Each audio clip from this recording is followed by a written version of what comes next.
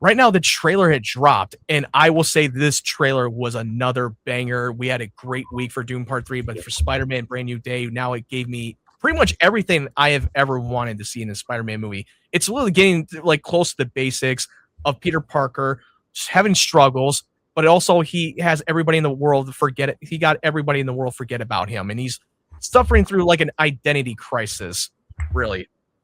And now he's crossing paths with Punisher. Now he's dealing with Scorpion. And then he's dealing with the first transformation of the mutation of becoming a creature of a spider. I love the scale of it. I love the cinematography. It feels a little bit different than what John Watts did in this Homecoming trilogy. Even the scope of it looks incredible. So I want to know what you guys thought about this trailer. Give me your initial thoughts on it. It was awesome. Loved the trailer to pieces. It was a little strange seeing Bruce Banner as just a regular dude, I guess. I mean, that could happen. I don't know, but I have to keep telling myself, different universe, different universe. That's what we're going with here. But it's going to be interesting to see where this goes, because I love, and I can't think of his name, who's playing Scorpion, but he's awesome in Better Call Saul. Mando. Thank you. And I'm glad he's getting more work in this, because he crushed it in that final season of Better Call Saul. Oh, yeah. And he deserves his flowers here. But there's a lot of questions that I have, but I'm like, this trailer looks really good. It's different, which is what I wanted. So all we have to do now is just wait for more stuff to come out about it. Jake, what about you? Okay, so I'm going to say this, and I'm going to be civil about this, but I have some positive and negatives about the trailer, okay? But I will give it the positives first. The positives, I thought the web swinging is amazing. I thought especially the scene where he jumps off and you see his eye, you see his inside of the face. I thought that was great and everything. Yeah. I thought, like, that scene is so good when he's jumping a web swinging, because I know John Watts said, like, whenever the Daniel Day-Lewis. The director of Shang-Chi. Yeah, the Daniel Craig. Daniel Preston. I was going to say Daniel Day-Lewis. It's not Daniel Craig. Daniel Craig or Daniel Day-Lewis.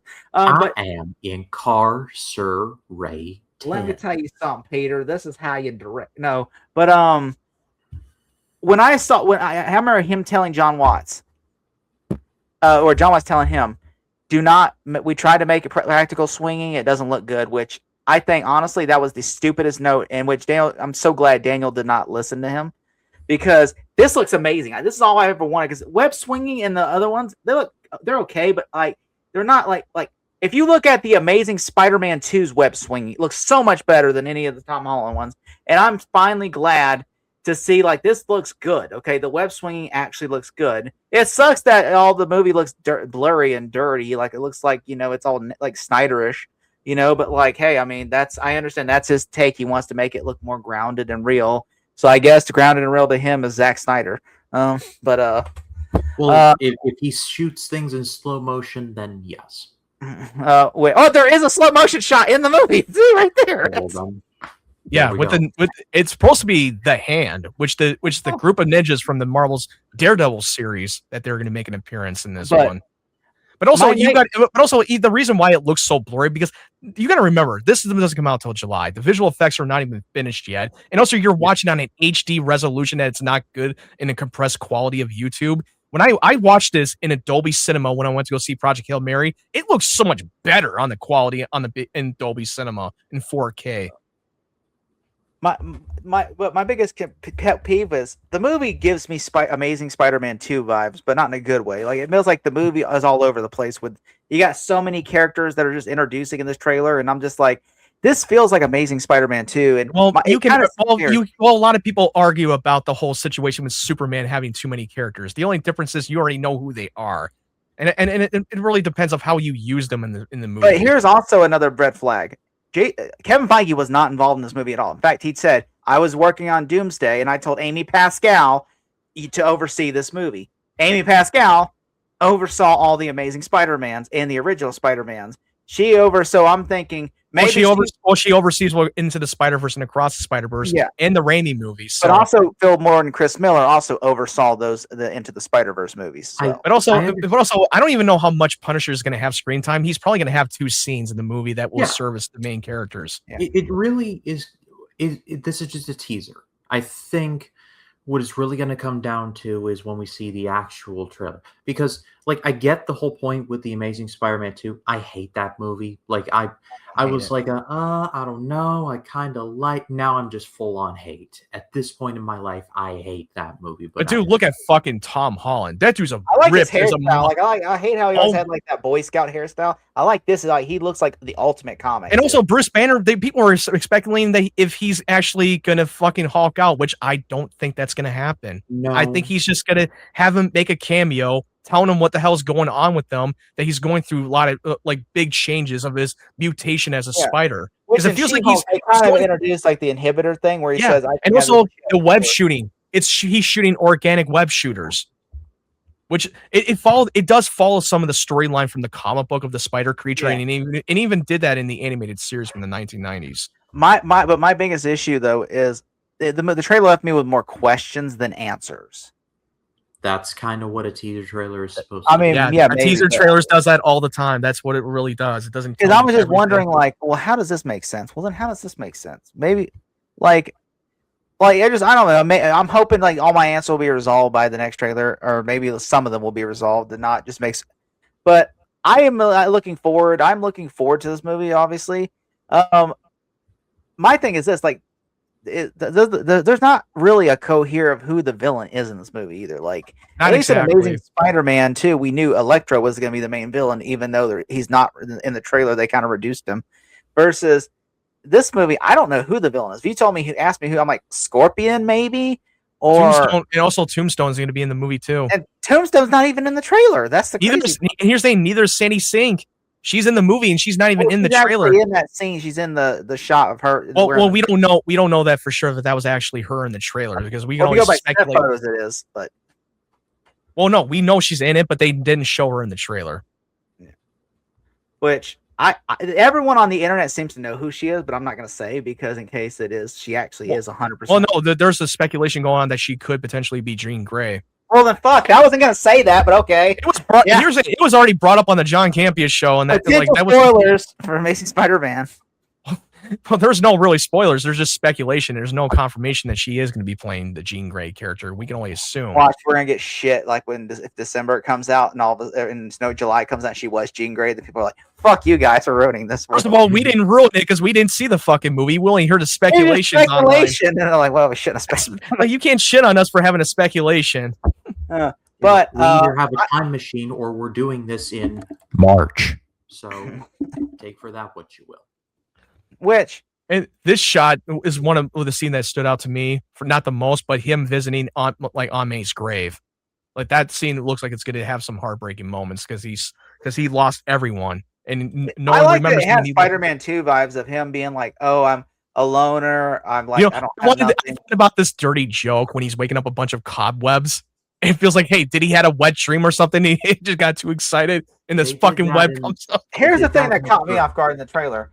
His nipples are like one over here, and he got like one big ass nipple over here. That's what caught me off guard. I'm just like, I mean, they did that in the first Raimi Spider-Man. Let's not get puritanical now. Yeah, this looks like that's Peter's like apartment, and he's got all the tech and all the webs shooting all over the place. He had a great Friday night. He shot all of his webs everywhere. Yeah. Yeah. Here's the one thing I loved about at the end of the trailer. Him ripping the fucking katana sword with his web. That was pretty badass. Don't tell me you did not blow your mind. Did you see that when he's fighting the hand? Not that shot, but that shot over here. The shot when he's on the rooftop. Yeah. Some people think that there's another character there because they said they think ones are going for someone else, not him. Yeah. Which I don't buy that. I mean, to be fair, they're looking. If you look at them, they're going for this person down here. They're not looking up at him. They're like, okay, there's someone right here. Okay, it might be someone. It might be Sadie Sink. She might be in that shot. Some people think it's Charlie Cox's Daredevil. Well, I wouldn't be surprised if Daredevil shows up, but I just don't think Daredevil's going to be in this one. Jimmy Kimmel hounded him, and he goes, wait, is the trailer out yet? He goes, yeah, I have not seen it. And when she was just kept says, you can't tell me, can you? He goes, I can't. And he says, I'm not going to. I'm like, which I don't know. That's not going to be. I love how they brought back some of the straight out of the comic book shot from the issues from the Amazing Spider-Man comic book. How they brought, I love this shot right here. That was coming straight out of the Amazing Spider-Man comic book run. Yeah, I'm so excited. I mean, I don't care. I'm excited about it. I'm not too worried about it. It's my most anticipated film of the year.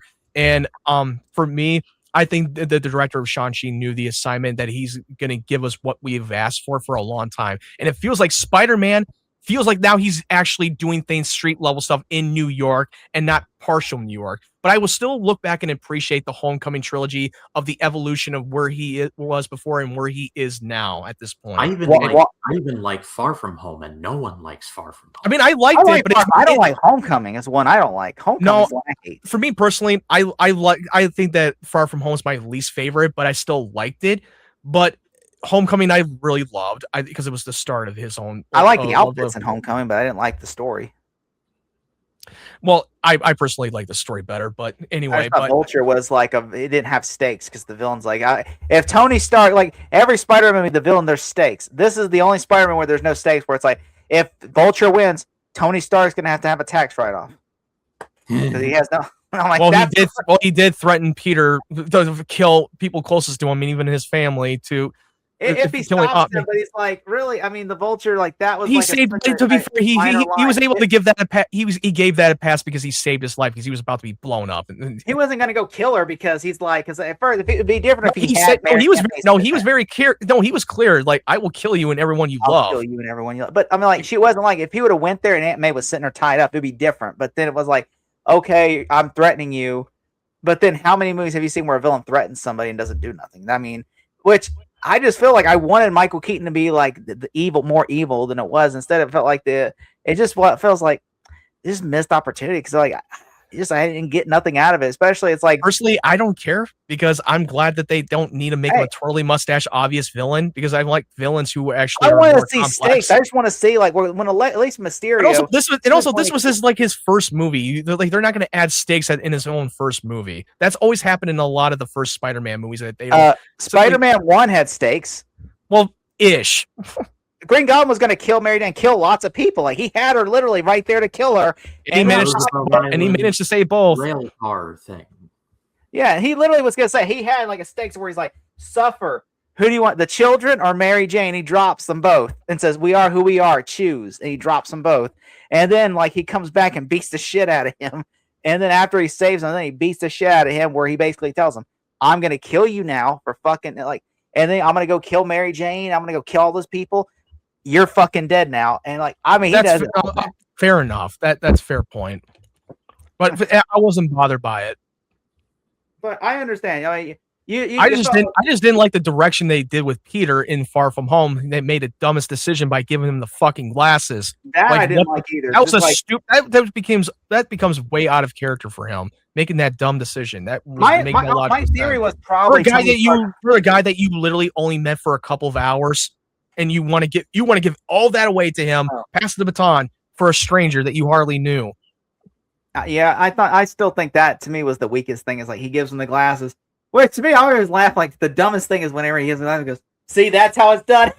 It's like, no, I'm gonna go on vacation. Fuck everybody. Like, I like that when he stands up, Mysterio's giving a speech, and I'm like. It's like, why are you giving? Yeah, but the speech was so stupid. It feels like he was speaking to the audience, being all meta. And then also, why at the end would not? Why I understand why he has a CGI suit, but why not at least let him have that suit on at the end when he's fighting Spider-Man? You know, because it just wouldn't make any sense if he had the suit on because he can't put on the suit on and then add the motion capture to it simultaneously. He can only do one thing at a time. Think him and the motion just wouldn't make it like it was an unfinished scene. That's all I see when I'm watching. Like, well, no, it's CG because he's using a holographic projector and he's fucking using that as an illusion. He's trying to be the illusionist. But I mean, I thought, but yeah, that's our thanks on Spider-Man, the Spider-Man trailer.